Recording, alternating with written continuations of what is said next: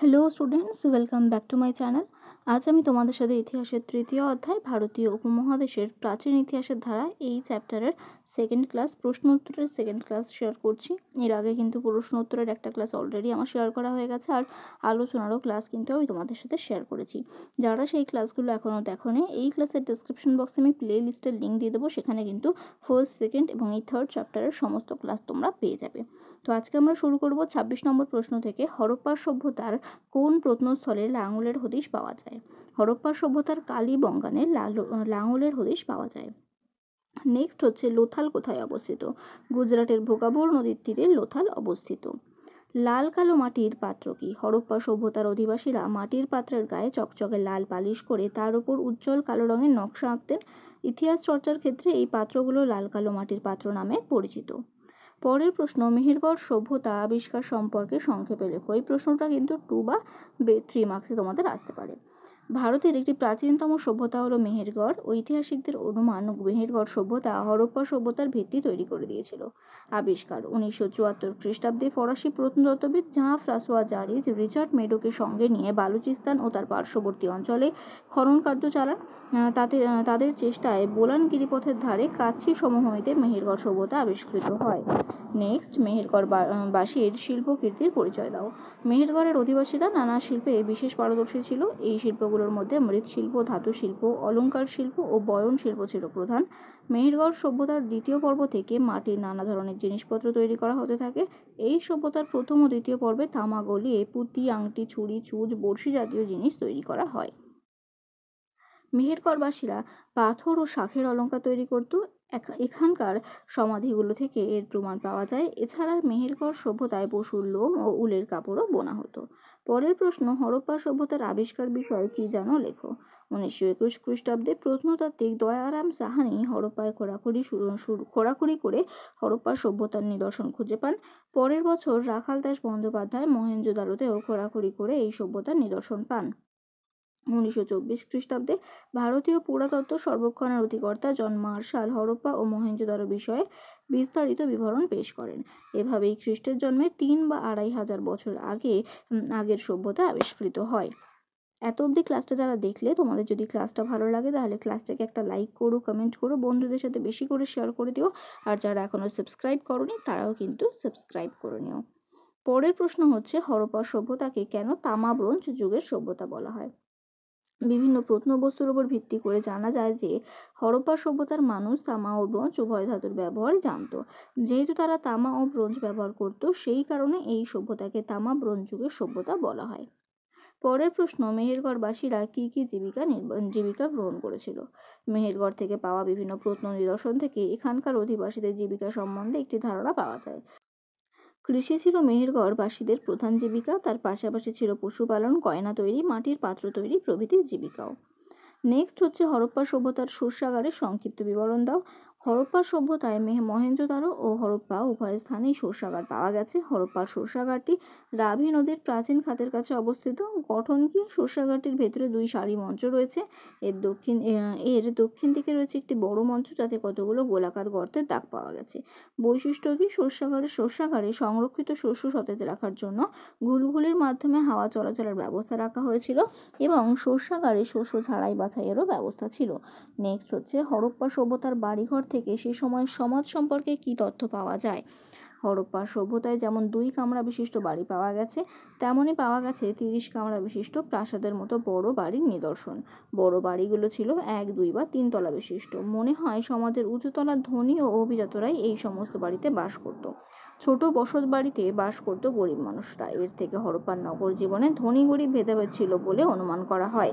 এছাড়া বেশ কয়েকটা বসত বাড়িতে প্রচুর ঘর থাকা সত্ত্বেও একটি রান্নাঘরের অস্তিত্ব দেখে অনুমান করা যায় যে হরপ্পার সভ্যতায় যৌথ পরিবার ছিল।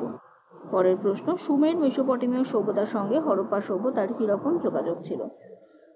সুমের মেসোপটেমীয় সভ্যতার সঙ্গে হরপ্পা সভ্যতার বাণিজ্যিক যোগাযোগ ছিল, কেননা হরপ্পা সভ্যতার শিলমোহর মেসোপটেমিয়ায় আবিষ্কৃত হয়েছে। জানা গেছে যে স্থলপথে বালুচিস্তান দিয়ে আর জলপথে পারস্য উপসাগরের পথ ধরে হরপ্পা সভ্যতার সঙ্গে সুমেরের সম্পর্ক তৈরি হয়।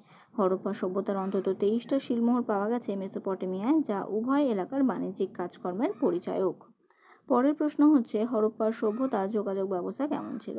হরপ্পা সভ্যতা সম্পর্কে স্যার মর্টিমার ভিলার মনে করেন যে হরপ্পা সভ্যতার অধিবাসীরা পরিবহনের মাধ্যম হিসেবে উট, গাধা, ঘোড়ার ব্যবহার করত। খেলনাগারের নিদর্শন থেকে বোঝা যায় যে এখানে 2 চাকাওয়ালা ঠেলাগাড়ি এবং গরু, ষাঁড় ও গাধায় টানা গাড়ি চলত।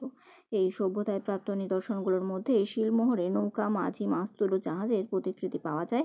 এর ফলে স্থল ও জলপথে হরপ্পা সভ্যতার বাণিজ্যিক রূপটিও আমাদের কাছে স্পষ্ট হয়ে ওঠে। এই সবকটা প্রশ্নের কিন্তু পিডিএফ তোমরা পেয়ে যাবে। পিডিএফটা কিন্তু কিভাবে পাবে সেটা কিন্তু আমি ক্লাসের শেষে তোমাদের বলে দেবো, তাই তোমরা কিন্তু ক্লাসটা শেষ অবধি দেখো।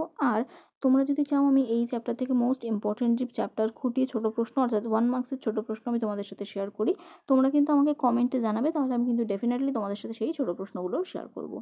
নেক্সট প্রশ্ন রয়েছে মেহেরগড় সভ্যতা নানা পর্বের কী ধরনের নিদর্শন পাওয়া গেছে। ভূমিকা: মেহেরগড় সভ্যতা ভারতীয় উপমহাদেশের প্রাচীনতম সভ্যতা। প্রথম পর্ব হচ্ছে প্রাচীনতম পর্ব। এই সভ্যতার প্রাচীনতম পর্বের কাল ধরা হয় খ্রিস্টপূর্ব 7000 অব্দ থেকে খ্রিস্টপূর্ব 5000 অব্দ। এই পর্বের গম, যব জাতীয় শস্য এবং ছাগল, ভেড়া, কুঁজওয়ালা ষাঁড় প্রভৃতি গৃহপালিত পশু ও পাথরের জাঁতা ও শস্য পেশার যন্ত্র প্রভৃতির নিদর্শন পাওয়া গেছে। দ্বিতীয় পর্ব হচ্ছে মেহেরগড় সভ্যতার দ্বিতীয় পর্বের কালসীমা হল খ্রিস্টপূর্ব 5000 থেকে খ্রিস্টপূর্ব 4000 অব্দ পর্যন্ত। এই পর্বে গম, যব, কার্পাস চাষের নিদর্শন পাওয়া গেছে। এছাড়া কাস্তে ও নানা মৃৎপাত্র, পাথর ও শাঁখ দিয়ে, এখানে শাঁখ হবে শাখা হয়ে গেছে, দিয়ে তৈরি অলংকার প্রভৃতিও পাওয়া গেছে। নেক্সট হচ্ছে তৃতীয় পর্ব। মেহেরগড় সভ্যতার তৃতীয় পর্ব ধরা হয় খ্রিস্টপূর্ব 4300 থেকে খ্রিস্টপূর্ব 3800 অব্দ পর্যন্ত। এই সময় নানা ধরনের গম ও যব চাষ করা হতো। এই পর্বে কুমোরের চাকার সাহায্যে মৃৎপাত্র তৈরি করার এবং তামা ব্যবহারের প্রমাণ পাওয়া গেছে। এই পর্বে বিশেষভাবে হরপ্পা সভ্যতার ভিত্তিভূমি নির্মিত হয়েছিল। নেক্সট হচ্ছে হরপ্পা সভ্যতার কারিগরি উন্নতির নজির কিসের মাধ্যমে খুঁজে পাওয়া যায়। হরপ্পা সভ্যতার কারিগরি উন্নতির নজির খুঁজে পাওয়া যায় তার নানা রকম মাটির পাত্রের মধ্যে। নেক্সট, হরপ্পার অধিবাসীরা কোন পশুর ব্যবহার জানতো না। এখানে না হবে, টাইপিং মিস্টেক হয়েছে, তোমরা একটু ঠিক করে নেবে বা পিডিএফে আমি কিন্তু সেটা ঠিক করে দেবো। হরপ্পার অধিবাসীরা ঘোড়ার ব্যবহার জানতো না। পরের প্রশ্ন, হরপ্পা সভ্যতায় বাণিজ্য কেমন ছিল। হরপ্পা সভ্যতায় দেশের মধ্যে এবং বাইরে আন্তর্জাতিক ক্ষেত্রে বাণিজ্য চলত। হরপ্পা সভ্যতায় লোথাল, রোপার প্রভৃতি এলাকার মধ্যে বাণিজ্য চলত। দেশের বাইরে বাণিজ্যে হরপ্পা সভ্যতার অধিবাসীদের সঙ্গে পশ্চিম এশিয়া, বালুচিস্তান, মেসোপটেমিয়া, মিশর, পারস্য ও আফগানিস্তানের বাণিজ্যিক যোগাযোগ গড়ে উঠেছিল।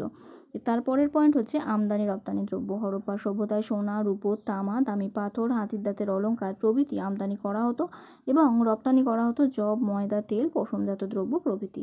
নেক্সট হচ্ছে বাণিজ্যিক পথ। হরপ্পা সভ্যতায় সমুদ্রপথে বাণিজ্য চলত, স্থলপথে বাণিজ্য চলত মহীশূর, গুজরাট, কাশ্মীর, নীলগিরি পর্যন্ত বিস্তৃত অঞ্চল ধরে। নেক্সট প্রশ্ন হচ্ছে হরপ্পা সভ্যতার নগর পরিকল্পনা সম্পর্কে সংক্ষেপে লেখো। ভীষণ ইম্পর্টেন্ট কিন্তু প্রশ্নগুলো। হরপ্পা সভ্যতার উন্নত নগর পরিকল্পনার বৈশিষ্ট্যগুলো পাওয়া যায় এর বাড়িঘর, রাস্তাঘাট, উন্নত জল নিকাশি ব্যবস্থা, স্নানাগার এবং শস্যাগারের নিদর্শন থেকে। বাড়িঘর: হরপ্পা সভ্যতায় বাড়িঘরগুলো তৈরি করা হতো পোড়ানো ইট কিংবা রোদে শুকানো ইট দিয়ে। বড় রাস্তা বা গলিপথের ধারে বাড়িগুলো তৈরি করা হয়েছিল। বাড়িগুলো তৈরি করা হতো একতলা বা দোতলা রূপে এবং প্রতিটি বাড়িতে রান্নাঘর, শোবার ঘর, স্নানাগার, আঙিনা, কুয়ো প্রভৃতি থাকতো। রাস্তাঘাট: হরপ্পা সভ্যতার রাস্তাঘাট সাধারণত উত্তর দক্ষিণ বরাবর ছিল। বড় রাস্তা থেকে অনেক সরু গলি পূর্ব পশ্চিমে বিস্তৃত ছিল। রাস্তার ধারে ছিল খোলা নর্দমা এবং রাস্তাগুলোতে আলোরও ব্যবস্থা ছিল। নেক্সট পয়েন্ট, জল নিকাশি ব্যবস্থা। হরপ্পা সভ্যতায় প্রতিটি বাড়ির নর্দমার সঙ্গে প্রধান নর্দমা যুক্ত ছিল। এছাড়া কুয়োর সাহায্যে মেটানো হতো পানীয় জলের সমস্যা। স্নানাগার: মহেঞ্জোদারোতে স্নানাগারের নিদর্শন পাওয়া গেছে। এর আয়তন ছিল 180 ফুট বাই 108 ফুট। এর মাঝামাঝি অংশে একটা বড় জলাশয় ছিল। জলাশয় থেকে অতিরিক্ত জল বার করার এবং জল ঢোকানোর ব্যবস্থা ছিল। শস্যাগার: হরপ্পার সভ্যতার বিভিন্ন নগরে শস্যাগারের নিদর্শন পাওয়া গেছে। হরপ্পার শস্যাগারটির ভেতরে ছিল 2 সারিতে ভাগ করা মোট 12টা বড় তাক। সেখানে হাওয়া চলাচলের জন্য ঘুলঘুলিও ছিল, তাই সেখানে খাদ্যশস্য শুকনো ও তাজা রাখা সম্ভব হতো। তো এখানেই কিন্তু এই প্রশ্নটা শেষ হচ্ছে। এটা একটা বড় প্রশ্ন, 5 মার্কসের প্রশ্ন। আর আমি কিন্তু এই চ্যাপ্টার থেকে টোটাল তোমাদের সাথে 42টা প্রশ্ন শেয়ার করেছি। ভীষণ ইম্পর্টেন্ট 42টা প্রশ্ন কিন্তু আমি তোমাদের সাথে শেয়ার করেছি। এইগুলো পড়লে আশা করব তোমরা কিন্তু পরীক্ষায় ডেফিনেটলি কমন পাবে। আর আজকের এই ক্লাসটা যদি তোমাদের ভালো লাগে এবং এই ক্লাসের পিডিএফটা যদি তোমরা পেতে চাও, তাহলে ক্লাসটাকে অবশ্যই লাইক করো, কমেন্ট করো, বন্ধুদের সাথে বেশি করে শেয়ার করে দিও। আর যারা এখনও সাবস্ক্রাইব করোনি তারা সাবস্ক্রাইব করে নিও। আর পিডিএফটা পেতে তোমরা মেল করবে আমাকে স্ক্রিনে দেওয়া এই মেল আইডিতে। তোমরা গার্জিয়ানের হেল্প নিতে পারো এবং সাবজেক্টের স্ক্রিনে যেটা দেখতে পাচ্ছ অ্যাজ ইট ইজ তোমাদের সেটাই লিখতে হবে। আর কম্পোজ মেলে নিজের নাম লিখে পাঠিয়ে দিলেই কিন্তু তোমরা পিডিএফটা খুব ইজিলি পেয়ে যাবে। তাহলে আজকের ক্লাসটা এখানেই শেষ করলাম। Thank you.